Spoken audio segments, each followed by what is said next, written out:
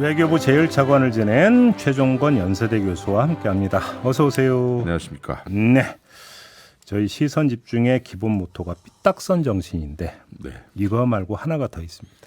나무꾼 정신이라고. 네. 계속 팬다. 네, 나무가 쓰러질 때까지. 자, 관련해서 질문 드릴 게 있습니다. 강제징용 피해자가 일본 기업 공탁금을 지급받자 일본 정부가 항의하고 나섰다라는 소식이 있었습니다. 예. 어떻게 평가하십니까? 글쎄요. 그 평가는 좀 우리 정부가 좀 해줬으면 좋겠다는 생각이 먼저 들어요.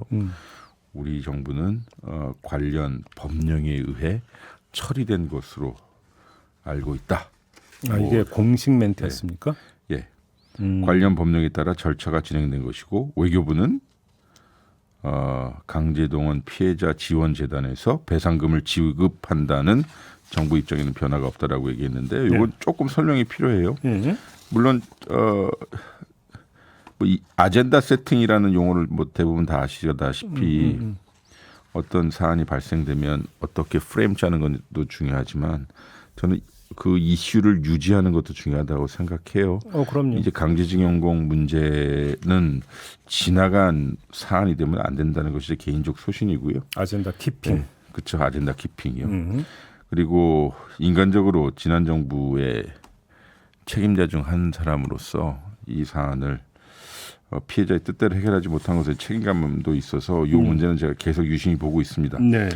어쨌든 강제동원 피해자 이 씨의 유족은요. 2월 20일 일본 히타치 조센이 2019년 서울 고보에 맡긴 보증 공탁금 6천만 원을 합법적으로 수령합니다. 네.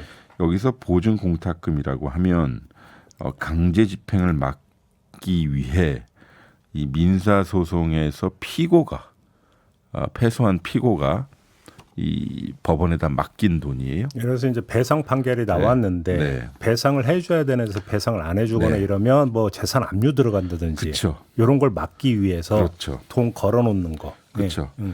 그래서 어쨌든 23년 12월 대법원에서 최종 승소한 피해자 쪽은요. 이후 관련 절차를 밟았어요. 압류 추심 명령을 신청했고 그리고 법원에서는 이를 인용을 했고 송달 증명서를 취득했습니다. 즉 뭐냐면 압류하겠다는 것을 그 피고 측 기업에다 송달했는데 이게 잘 수령을 안 해가는 모양이에요. 그래서 그러한 절차를 밟아 공탁금을 확보한 것이고요. 네. 이 공탁금 수령은요. 일본 측이 강제징용 배상 문제는 1965년 청구권 협정으로 종료됐다는 입장을 고수하며 한국 대법원의 확정 판결에도 배상 책임을 외면하는 가운데 일본 피고 기업 돈이 일부나마 배상금으로 징용 피해자에게 지급된 첫 사례입니다. 그러니까요. 그래서 결국은 대한민국 정부는 현재 제3자 변제를 거부하는 피해자를 대상으로 법원에 돈을 공탁해서 해결하라 하고 있지만요. 네. 법원은 피해자의 의사에 반한 공탁은 불가하다는 판결을 이미 내린 바 있고요. 그런 의미를 보면 이번 사안은 매우 중요한 법적 의미가 있습니다. 네. 이게 결국은 이 국가 간의 이 형사 소송이 아니라 개인 간의 민사 소송이라는 것을 좀 밝혀둘 필요가 있고요. 예. 그리고 원고는 그래서 일반적인 민사 사건에서 원고는 하급심에서 승소한 뒤에 상급심의 판단을 받기 전에 원고로부터 돈을 미리 받을 수가 있습니다. 그래서 피고, 그러니까 이번에 조선 히타치 조센 기업이 법원에 공탁금을 담보로 제공하면서 강제집행 정지를 신청한 케이스인데요. 이후 상급심 판결에 따라 원고 승소가 확정되면 원고는 피고가 공탁한 금액을 출금할 수 있는데 이번에 그렇게 수령하게 된 것입니다. 그러니까 손해배상금 5천만 원에다가 이자 합쳐서 1천만 원이 돼서 토탈 6천만 원이 된 건데요. 그래서 이 법적으로 어떤 뜻이냐면 이 사건에서 일본 기업이 강제징용자에게 법적으로 배상을 한 것으로 해석할 수 있답니다. 그렇죠. 왜냐하면 결국 민사소송의 핵심이라고 하는 것이 돈을 받으려고 하는 사람, 예. 돈을 안 주려고 하는 사람 예. 간의 소송이고 예. 어쨌든 그 피고 측, 즉 피해를 유발한 일본 기업이 보증금 형태로 법원에 공탁한 자금을 원고 측이 수령한 케이스였어요. 그러니까 이전에 이제 뭐 미쓰비시나 이런 거 비교하면 그들은 이제 배째라라고 이제 했던 거니까 그거 그렇죠. 다른 거죠, 이거는 좀. 예, 여타 다른 기업들은 그 공탁급조차 내지 않았고요. 그러니까요. 네, 히타치 조세는 냈고요. 그러니까요. 근데 그 이후에 나타나는 일본의 반응이 상당히 민감해요. 2월 21일 날요. 일본 외무성 사무차관입니다. 네. 우리도 지금 외교일 차관이라고 할 수 있는데요. 일본 기업의 공탁급 수령과 관련하여 주 일본 한국 대사를 초치합니다. 네. 공개적으로요. 이제 불러서 항의한다. 네. 그래서 뭐라고 그랬냐면 이것은 한일 청구권 협정에 명백히 위반하는 판결이다. 네. 그러니까 대법원의 이러한 조치가요. 그리고 일본 기업의 부당한 불이익을 지우는 것이다. 따라서 극히 유감이라고 우리 대사에게 항의하였고 네. 하야시 관방장관은 이를 공개했고요. 그래서 그러나 좀 뭐라고 마지막에 평가했냐면 지난해 3월 한국 정부가 발표한 조치, 즉 3자 대의 변제죠. 네. 발표한 조치를 바탕으로 적절한 대응이 이루어지도록 한국 정부에 요구하고 있다라고 발언했습니다. 자, 여기서 이제 그 주목거리는 이제 우리 정부의 대응인데 네. 우리 정부의 대응이 어떻게 나왔다고요? 말씀드렸다시피 네. 같은 날입니다. 21일인데요. 임수석 외교부 대변인은 이날 정례 브리핑에서 관련 법령에 따라 절차가 진행된 것이라고 평가했고요. 외교부는 배상금을 강제동원 피해자 지원 재단에서 지급한다는 정부 입장에는 변화가 없다고 했습니다. 그리고 현지 시각인데 이것도 또 같은 21일입니다. 브라질 리우데자네이로에서 주요 20개국 소위 G20 외교장관 회의가 열렸는데요. 네. 이때 한일 외교부 장관 회담이 열렸고요. 일본 측 가미카와 요코 일본 외무상이 우리나라 조태열 외교부 장관에게 강한 유감의 뜻을 표명했지만 네. 우리 외교부 장관은 어떻게 대응했는지는 제가 보도상에선 볼 수 없었습니다. 일본 외상이 항의했다까지만 네, 나오고. 예, 아마 외교부의 공식 논평과 비슷할 것으로 보고요. 그래서 지지통신은 뭐라고 이야기했냐면 한국 정부도 이번 공탁급 수령을 해결책의 테두리 밖에서 발생한 특이한 사례로 규정하고 있다. 그래요. 그래서 한일 간 문제 확대를 막겠다는 보관을 생각하고 있다라고 지지통신이 마치 외교부인 것처럼 이야기를 했습니다. 아니 법률적 방법과 그 과정에 따르면 이게 특이한 사례가 되는 게 아니라 이게 일반적 사례가 돼야 되는 거잖아요. 혹은 정무적으로 판단하면 이거 법적인 판단이어야 되죠. 사실 법적 사안이고요. 민사소송 사안이니까 이것을 시작으로 해서 확산이 돼야겠죠. 이게 소위 보편적 케이스가 돼야 되겠죠. 아니 그러니까 옳고 그름을 떠나서 100번 양보해서 그러니까 우리 정부의 제3자 대위 변제라고 하는 게 왜 나온 겁니까? 배상 책임 있는 일본 전범 기업들이 배째라로 나오니까 그러니까 나온 거잖아요. 그 부분에 대해서. 네. 그걸 전문용어로 BJR 전략이라고 합니다. 배째라. 그런데 네. 아니 히타치 조선이 공탁금을 걸었으면 거기서 지급하는 게 너무나 당연한 거죠, 그게. 그래서 제 평가는요. 네. 그러니까 우리 법원의 정당하고 법적인 판단과 이후에 있었던 후속 조치가 이웃 국가인 일본에서는 위법이라고 프레임되어지는 것이고요. 한일 관계를 위협하는 외교 행위로 인식되고 있고요. 아니 이게 외교 행위가 아니라 대한민국 법원이 결정해서는 무슨 외교 행위예요? 저한테 화내지 마시고. 또 열받네. 일본 정부는 보란 듯이 우리 대사를 공개적으로 초치하고 국제 무대에서 즉 G20 외교장관 회담이죠. 대한민국 외교장관에게 강한 유감을 표명하였는데 네. 우리 정부는 어떤 이야기를 했는지 알 수가 없습니다. 그래서 이것이 우리가 원하는 한일 관계의 밀상인지 반문할 수밖에 없고요. 또 공교롭게요. 제가 2월 21일 날 아사히 신문과 교도통신에 매우 놀라운 기사가 하나 났어요. 어떤 건데요? 정확하게 그러니까 약 10개월 전이네요. 2023년 5월 17일입니다. 해상자위대 간부후보생, 우리로 치면 해군사관학교 학생들일 텐데요.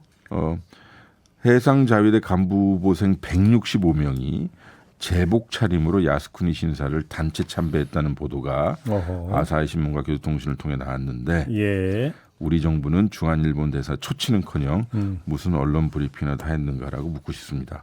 참고로 일본의 평화헌법과 관련 법규 그리고 규정에 따라서 이 자위대 인원들 그리고 간부 후보생 포함해서요 단체로 종교 활동할 수 없습니다. 아 금지돼 있습니까? 그래서 우리나라 정부는 일본의 그 참의원 의원들이 단체로 야스쿠니 신사를 참배하거나 공무를 할 때 심히 유감스럽다라는 예. 표현을 합니다. 그렇죠. 근데 언론 브리핑 저도 못 봤고요. 그래서 다시 한번 묻습니다. 이것이 우리가 원하는 한일 관계인지 네. 좀 되묻고 싶습니다. 네. 대답은 별로 안 나오더라고요. 예. 네. 그러나 기록은 남겨둬야 될 것 같아서요. 알겠습니다. 예, 말씀드립니다. 이 주제는 이렇게 마무리를 하고요. 네. 오늘의 본 주제라고 할 수 있는 문제를 짚어보도록 하겠습니다. 러시아의 우크라이나 침공 벌써 2년이 됐네요. 그러게 말입니다. 예. 세월이 빨리 지나간다고 하면 우크라이나 입장에서는 되게 기분 나쁜 이야기가 될 것 같고 네. 아무튼 2년이 지났습니다. 그래서 그 지난 2년을 한번 좀 다시 되돌아보는 시간으로 좀 꾸며봤으면 좋겠는데 일단 맨 처음으로 돌아가서 왜 이런 그 전쟁이 발발했을까부터 한번 좀 짚어봐야 될 것 같은데요. 예, 뭐 사실 크게 세 가지 수준의 이유가 있어요. 첫 번째는 지도자 수준이라고 할 수 있겠죠. 지도자. 그러니까 지도자가 원인인 것이죠. 푸틴과 젤렌스키. 푸틴과 젤렌스키입니다. 뭐 러시아의 독재자 푸틴이 우크라이나의 나토 가입을 막기 위해 예. 우크라이나를 침공하였다는 시각이 지배적인 시각이죠. 예, 그렇죠. 그렇다면 전쟁을 예방해야 할 책임이 있는 우크라이나 대통령 젤렌스키는 이 책임으로부터 자유롭느냐라는 반문도 있을 것입니다. 네. 젤렌스키는 러시아가 우크라이나의 나토 가입 문제를 자신 국가 안보의 레드라인이라고 지속적으로 그리고 명확히 경고하였고요. 행동으로도 보여주었습니다. 이를테면 돈바스 지역에 네. 그러니까 우크라이나 북부 지역하고요. 벨라루스 우크라이나의 북부 지역 벨라루스 돈바스라고는 동부 지역에 실제로 군을 배치했고요. 네. 미국을 비롯한 유럽의 여러 정보기관들이 침략의 징후가 있다라고 이야기했음에도 불구하고 나토 가입을 지속적으로 추진하고 이걸 자기진의 정치적 캠페인으로 삼았어요. 동시에 푸틴 역시도 이대로 놔두면 안 되니까 소위 침공한 것으로 보여지고요. 두 번째는 러시아 정치도 문제죠. 예. 왜냐하면 대통령의 이렇게 군사적 행위, 즉 다른 나라를 침공하는 것을 의회나 다른 곳에서 제어할 수 없었다는 것도 문제인 것 같고. 거의 뭐 푸틴 1인 지배 체제 아닙니까? 그렇죠. 이제 곧 거기도 대선하지 않겠어요. 그러니까요. 또 하나는 젤렌스키가 너무 서방을 과신했다는 것도 문제가 있죠. 과신했다. 예. 그러니까 우크라이나 국민들에게는 전쟁이 나지 않을 것이다라고 지속적으로 안심 메시지를 보냈지만 돌아서서는 무기를 자꾸 지원해달라고 한 거예요. 그리고 개전이 되니까 초기에 나토와 미국에 무엇을 요구했냐면 노 플라이트 존을 주장해서 비행 금지구역. 그래서 러시아 전투기가 그 비행 금지 구역에 넘어오면 미국으로 하여금 격추시켜달라고 네. 요구를 했는데 예. 나토나 미국에서는 그렇게 하지 않았죠. 3차 대전 문제가 있으니까요. 결국 그리고 또 구조적인 문제는 뭐냐면 분명히 러시아 쪽에서는 당연하게도요. 제가 이 발언을 학자적 입장에서 말씀드리는 건데 나토 그러니까 북대서양 조약기가 자꾸 동진을 하니 러시아의 입장에서는 그것은 위협으로 보거든요. 예. 위협으로 보니 하지 말라라고 계속 지속적인 메시지를 보냈는데 우크라이나에. 그렇죠. 우크라이나뿐만 아니라 나토에. 근데 이것을 계속 무시하고 진행했던 나토의 책임도 있었다라고 하는 것이 우리 학계의 구조적 시각이기도 합니다. 그러면 종합을 하면 결국은 핵심 키워드는 나토인데. 네. 근데 젤렌스키 입장에서는 항구적 안녕을 보장하기 위해서는 나토의 우산 밑으로 들어가는 게 필수적이다. 네. 이렇게 생각했을 수 있는 거 아닌가요?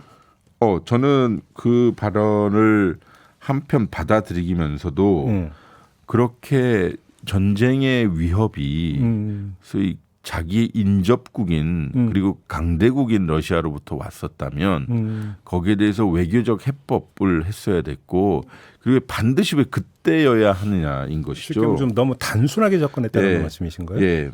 그러니까 국가 지도자의 첫 번째 책무는 국민의 안전하고 생명 그리고 영토를 방위하는 거거든요. 당연하죠. 예. 이를 위해 국방력을 키워야 합니다만 전쟁을 예방하는 데도 노력을 해야 되는 거죠. 예. 당시에 어쨌든 국가안보 위기가 발생이 됐는데 그리고 전쟁이 발생하였다. 즉 침공을 받았다는 것은 좀 냉정한 말씀 같지만 젤렌스키가 지도자로서 혹은 대통령으로서 외교안보 정책을 실패했다는 것을 의미합니다.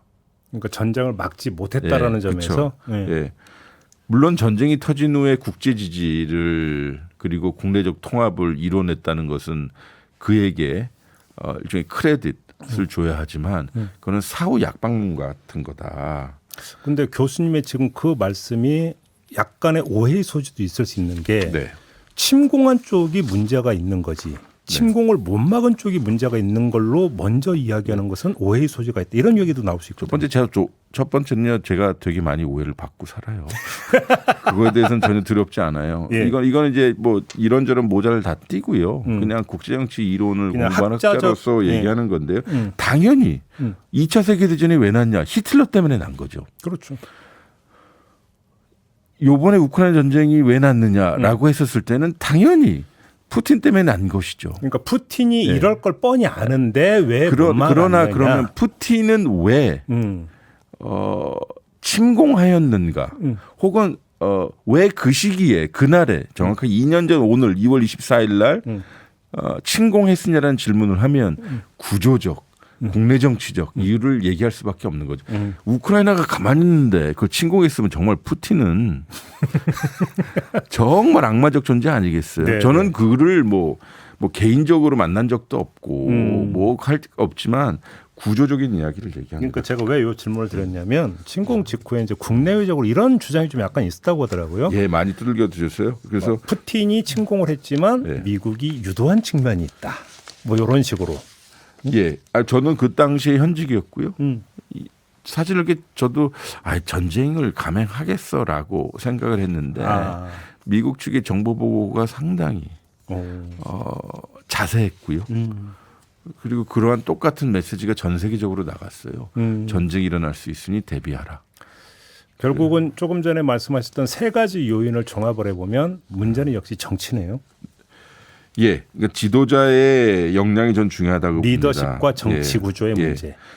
예, 2년이 된 오늘 2월 24일 기준으로 2주년을 맞는 전쟁은요. 제 생각에는 이른 시일 아래 종전 혹 후전의 가능성은 희박합니다. 무슨 뜻이냐? 정확하게 2년 전에 전쟁이 났었을 때는 러시아가 바로 승전할 거라고 여러 이야기를 하지 않았습니까? 워낙 압도적으로 군사력이 뛰어났죠. 그러면서 또 러시아 경제는 금방 붕괴할 거라고 얘기해요. 예, 여러 그 제재를 했었죠. 어쨌든 우크라이나의 동부와 남부 최전선의 참호의 요새에서 소모적인 전투가 벌어지고 있고 장군 멍군식의 그렇죠. 엄청난 교청 사안인데 이게 우리 한국 전쟁의 후반기 양상하고 비슷하다는 걸 말씀드리고요. 철의 삼각지에서 네. 일진일퇴 거듭했던 거. 네. 그러니까요. 그런데 러시아의 경제는 호황이라고까지 얘기하기엔 좀 그렇지만 잘 견뎌내고 있다는 것을 좀 붕괴 시나리오는 예. 잘못된 예측이었다. 여기까지는 이야기할 수 네. 있을 것 같아요. 그죠? 그렇습니다. 이를테면 러시아의 경상수지가 2022년 그러니까 전쟁이 난 해에 2,380억 달러를 기록하는데 이 경상수지 흑자 차원에서 보면 이게 최대 흑자 기록입니다. 어이구 참. 그리고 작년에는요. 많은 사람들이 제재 때문에 경상수지의 적자를 예상했지만 러시아는 506억 달러의 흑자를 달성하고요. IMF는 올해 러시아 경제 성장 예상을 2.6%로 하는데 이게 러시아 제재를 주도하고 있는 주요 선진국 7개국의 경제 성장 예측 경제 성장률보다 높습니다. 우크라이나 피해 상황은 어때요? 우크라이나 지금 힘들어져요. 우크라이나 인구가요. 약 한 4,500만 명 정도 돼요. 그래서 이때 죄송합니다. 인구가 3,800만 명입니다. 그러니까 4천만 명 미만인데요. 우리보다 한 1,000만 명 정도 네, 적죠. 네. 이 중에 난민이 한 600만 명 발생했다고 합니다. 그러면 근데 어떤 수치는 1,000만 명 정도도 봐요. 우리나라에도 우크라이나 난민들 들어와 계시고요. 맞아요. 그리고 밤새 처음으로 젤렌스키 대통령이 우크라이나 군인의 전사자를 3만 1,000명이라고 발표를 하였습니다만 네. 뉴욕 타임즈나 혹은 유엔의 발표에 의하면 7에서 8만 명 정도가 군인만. 예. 근데 우크라이나 군인의 평균 연령이 43살입니다. 아이고 참. 그러니까 거기도 총력전을 벌이고 있는 거고요. 러시아 군인, 러시아의 시민들, 군인들 이 12만 명에서 20만 명 정도 피해가 있는 거고요. 민간인 우크라이나 국민이 한 9,700명, 한 10,000명 정도 사망한 것으로 추산되지만 부상수가 18,000명에서 2만 명 되는 것을 보면 이 수치도 공식 집계는 아닙니다. 그렇죠. 이제 특히 이제 그 전쟁 초기에 이제 대량 민간인 학살 이런 것들도 있었다라고 많이 전해지고 있었으니까. 예, 결국은 이 전쟁은 우리가 지금 정치적 이유로 왜 발생했느냐라고 이야기했지 않았어요? 그러나 이 전쟁의 피해는 고스란히 민간인 보통 사람들한테 간다는 것이고요. 그러니까요. 가장 취약한 민간인 여성 그리고 아동들에게 간다는 것은 우리가 전쟁의 참혹함을 그러게 말입니다. 될 것 같습니다. 근데 이제 우리 정부 대응 부분을 좀 짚어야 되는데 그 전에 조금 전에 이제 그 종전 가능성이 너무 멀리 있다 이제 교수님 이런 취지로 말씀을 주셨는데 또 일각에서는 미국 대선 결과에 따라서 빨리 올 수도 있다라는 전망도 있더라고요. 아직 대선이 빨리란 말이 성립이 안 되나? 남았어요. 11월이죠, 11월. 예, 왜 이렇게 빨리 가길 바라세요, 세월이요? 아니 아무튼 만약에 트럼프가 당선이 되면 이 그 우크라이나 전쟁 양상이 확 바뀌면서 종식이 될 수도 있다, 끝날 수도 있다 이런 전망이 좀 있던데 어떻게 생각하세요? 트럼프 전 대통령이 미국 대선 후보로서 우크라이나 전쟁에 대한 발언이 보통 두 갈래로 요약이 되더라고요. 하나는 이 전쟁은 빨리 종식시켜야 된다. 결국은 가해자 피해자 프레임에서 벗어나서 어쨌든 전쟁을 빨리 끝내야 된다라고 이야기하는 것이고요. 두 번째로는 더 이상의 이 전쟁에 대한 지원은 용납할 수 없다. 그러면 그 러시아 일방적 승리로 끝나는 거 아닌가요? 여기서 이제 요런 저희 안이 있는데 그래서 지금 이게 현재 지금에도 미국의 우크라이나 전쟁에 대한 지원에 영향을 미치고 있어요. 공화당은 지금 바이든 정부의 그렇죠. 대우크라이나 지원 패키지를 묶어놓은 상태이죠. 그러니까 트럼프는 현재 후보이지만 영향을 미치고 있다는 걸 하고요. 또 이게 러시아와 우크라이나에서 협상안이 간극이 상당히 커요. 종국에는 뭐냐면 우크라이나는 너 돈바스, 돈네츠크 그다음에 크림반도에서 나가. 그러니까 우리가 점령한 건 그냥 우리 땅이야. 이렇게. 그러니까 우크라이나의 원래 영토를 돌려줘 이거고요. 러시아 측은 그래 여기 점령한 상태에서 휴전하고 그렇죠. 점령한 땅은 내 거야. 그리고 협상은 너랑 안 해. 미국이랑 할 거야. 이렇게 돼버리니 그럼 양자 협상은 안 되는 거죠. 예, 그러면 만약에 연말에 트럼프가 당선되면 희한해지는 거죠. 그러니까. 그리고 그러면 아니, 단순해서 트럼프가 정말로 대통령에 당선이 되고 취임을 했는데 우크라이나에 대한 어떤 군사적 경제적 지원을 끊어버리면 그걸로 그냥 상황 끝 돼버리는 거 아닌가요? 현실적으로? 뭐 세상 일이 그렇게 간단하겠습니까마는 뭐 어쨌든 그런 양상이 발생될까봐 그러니까요. 세상이 우려하는 거죠. 한편으로는 나토 회원국들 돈 많이 내. 그렇지 않으면 러시아가 됐든 뭐가 됐든 너희들 침공하라고 내가 부추길지도 몰라라고 하는 막말이 나오는 시대가 되는 것을 보면 그래서요. 알겠습니다. 우리 정부의 그 대응은 어떻게 평가하세요? 그동안의 대응. 두 가지로 나눌 수 있어요. 22년 5월까지 문재인 정부에서는요. 우크라이나에 대한 인도적 지원을 중심으로 기여하고자 했습니다. 인도주의적 차원이죠. 대부분의 나라가 그랬듯이요. 그리고 폴란드와 루마니아 등의 방산 수출 또한 매우 신중하게 검토했었어요. 그랬습니까? 예. 그리고 당연하게 직접적이든 간접적이든 살상용 군수 지원은 하지 않기로 했는데요. 윤석열 정부 들어서면서 이게 좀 바뀐 듯해요. 작년이네요. 봄에서 여름 기간 중에 우크라이나에 미국을 통해 155mm 포탄을 우회 지원했다는 보도가 예. 월스트리트저널을 비롯하여 공공연하게 등장하기 국내 시작했습니다. 언론에서 이 보도가 나왔죠. 그리고 작년 4월 19일에는요. 윤 대통령이 로이터 인터뷰에서요. 국제사회에서 도저히 묵과할 수 없는 민간인에 대한 대규모 공격이라든지 대량 학살이라든지 전쟁법을 중대하게 위헌하는 사안이 발생할 때는 대한민국도 인도주의적 지원이나 재정 지원에 머무르지 않고 불법적인 침략을 받은 나라를 지키고 원상 회복시키기 위한 다양한 지원에 대한 제한이 있기는 어렵다. 즉 여러 가지 제한을 할 수 지원을 할 수 있다라고 가능성을 열어놓았습니다. 이 발언이 상당히 논란을 빚었죠. 예. 예. 그러니까 통상 우리가 우크라이나에 대한 지원이라고 하면 반드시 앞에 형용사 인도주의적 비살상용 뭐 이렇게 붙었는데요. 이에 러시아는 그 다음 날 이를 적대 행위로 간주하고 한반도에 대한 우리 접근법을 바꿀 것이라 경고했습니다. 그리고 드미트리 메드베데프라는 분이 있는데 이 사람이 잠깐 러시아 대통령을 했어요. 땜빵 대통령이라고 하죠. 푸틴 대통령이 이제 임기 제한에 걸렸나요? 뭐 하니까 맞아요. 잠깐 연임이 안 되니 중임은 할 수 있으니까요. 그때 푸틴이 또 총리했었잖아요. 예, 참 멋있는 나라죠. 네. 예. 참. 근데 그 사람이 그날 소셜 미디어 텔레그램에 뭐라고 썼냐면요. 우리의 적을 도우려고 열광하는 이가 새로 등장했다. 그 윤석열 대통령을 염두에 두고 우리가 그들의 가장 가까운 이웃인 북한에 최신 무기를 제공한다면 한국민이 뭐라 말할지 궁금하다고 경고했습니다. 생각해 보십시오. 그리고요. 23년 7월 25일 드디어 윤석열 대통령이 우크라이나 키우를 방문합니다. 네. 그때 한 우크라이나 공동성명 발표했는데요. 뭐라고 말씀하셨냐면 지금 우크라이나 상황은 70여 년 전에 대한민국을 떠올리게 한다.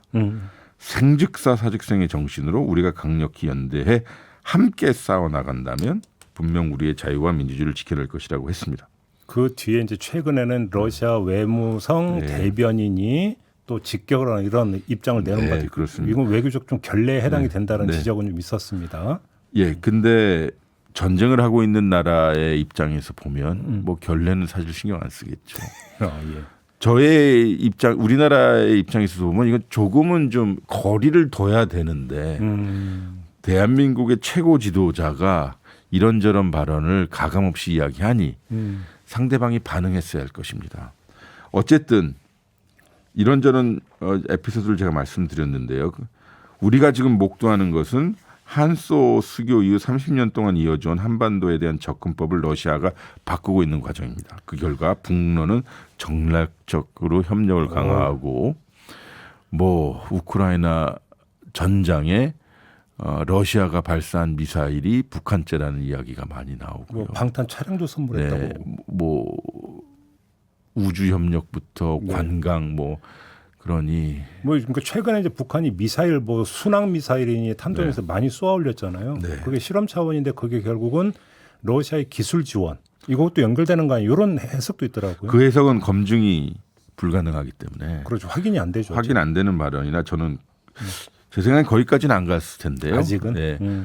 이거 역시 이제 검증이 필요한 발언입니다. 다만 러시아는 30여 년 전 대한민국과 수교한 이후에는 북한과 어느 정도 거리를 두고 매우 최소한의 협력만 했는데 지금은 매우 강한 그리고 대놓고 협력한다는 것입니다. 한마디로 이야기하면 그렇게 이제 윤석열 대통령도 강조하는 국익적 관점에서 볼 때 그럼 도움이 되느냐 이 얘기잖아요. 결국. 윤석열 대통령이 국익적 관점을 강조하신 적이 있습니까? 국익이라는 단어를 애용을 하셨죠. 가치, 이념, 반국가 세력 그렇게 말씀하셨는데요. 아무튼 국익 관점 되게 중요합니다. 아까 푸틴에 대한 젤렌스키에 대한 여러 판단에 대해서 비판적 의견을 제가 동시에 드렸어요. 그래서 저는 뭐라고 이야기하고 싶냐면 2주년이 된 이쯤에요. 다시 한번 지도자의 판단과 국가의 장기적 관점이 매우 중요하다는 상식과 우리는 마주서고 있다라고 생각을 해요. 결국은 외교 관계의 관리라고 하는 게 중요한 건데 예. 관리가 제대로 되고 있느냐 이 말씀이신 거잖아요. 그러니까 국가 안보라는 것이 신중하게 다뤄야 된다고 우리 통상 이야기하잖아요. 그게 무슨 뜻이냐면요. 그것을 실제로 집행하고 계획하는 그 당사자들은 할 말을 하고 싶어도 꾹 참고 살아야 된다는 거예요. 속 터지는 줄 알았어요. 그러니까. 즉 국제관계의 복합성을 인식하는 시각이 왜 중요한지 알아야 될 것입니다. 내가 한 말이 상대방이 어떻게 인식되고 그렇죠. 그 인식이 어떻게 관계를 바꾸고 그리고 그것이 국민의 삶에 어떤 영향을 미치는지 알아야 되는 것이고요.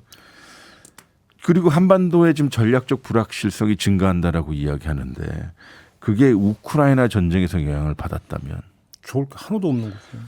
그것은 오롯이 윤석열 정부가 감당해야 하는 역사의 몫이 아니라요. 아까 말씀 우크라이나 케이스를 보았듯이 대한민국 국민 모두가 감당해야 하는 무거운 짐이 되면 안 된다는 생각이 근데 드네요. 이제 이런 측면도 좀 있지 않을까요? 그러니까 윤석열 대통령의 어떤 입장 표명이나 이런 거와는 무관하게 네. 전쟁이 장기화되다 보니까 러시아는 무기가 필요했고 무기의 공급처가 북한이었기 때문에 윤석열 대통령이 이런 어떤 입장 표명 이런 게 없어서 어차피 북러 밀착은 그쪽으로 갔을 수밖에 없다라는 분석도 성립될 수 있잖아요. 그 말씀에 저는 반론을 들기가 힘들죠. 그렇다 한들 우리나라가 혹은 윤석열 정부의 이러저러한 발언들이 그것을 부추겼으면 어떡하죠? 지금에서는 우리가 비판할 그러니까 이거는 이런 거겠죠. 지금 제가 질문을 드렸지만 그럼에도 불구하고 북러 관계고 한러 관계는 또 다른 틀 아니냐. 요 얘기는 성립이 되는 거겠죠. 예, 물론 가정에 기반한 답변이지만 우리가 155mm 대포알을 미국에 우회적으로 지원 안 했다면, 즉 동맹만 바라보는. 예. 전 동맹 매우 중요하다고 생각하는데 동맹만 바라보는 외교안보 정책을 피지 않고 중국과 러시아와 같이 주변 국가도 말씀하셨듯이 국익 외교 중심으로 했었다면 이렇게 쿠션이 되고 와서 됐을 거라는 생각이 들어요. 북한의 어떤 러시아 무기 지원이 일종의 3쿠션 차원이었을 수도 있다. 예. 그러니까 기존의 정책이었던 우크라이나에 대한 인도적 지원과 함께 국제사회에 맞추어서 러시아의 우크라이나 침공을 국제 여러 기구에서 비판하였다면 네. 그러니까 우리가 지금 인도 비판합니까? 인도가 지금 러시아의 원유를 2배에서 13배 이상 13배? 예. 와. 수입하는데요. 근데 인도는 우리가 실용주의적으로 뭐라고 안 하죠? 외교한다고 터키 우리가 비난합니까? 남아프리카 공화국 비난합니까? 그렇죠. 브라질 비난합니까? 왜 우리는 꼭 강대국의 이념과 강대국의 가치 전쟁 아래 가운데 쓰려고 합니까? 굳이 안 나서도 되는데 왜 나서느냐? 예, 아니 저는 뭐 한국 정부도 방금 말씀드렸지만 우리는 충분히 국제사회에 보답했다고 저는 생각합니다. 지금도 하고 있고요. 네. 아무튼 네. 민간인의 어떤 피해가 조금이라도 더 줄어들어야 된다라는 점에서는 어떤 식으로 빨리 좀 전쟁이 좀 끝났으면 좋겠다. 이 소망도 함께 얹어서 오늘 방송은 좀 마무리하도록 하겠습니다. 최종건 연세대 교수와 함께했습니다. 고맙습니다. 고맙습니다. 저도 함께 물러가겠습니다. 고맙습니다.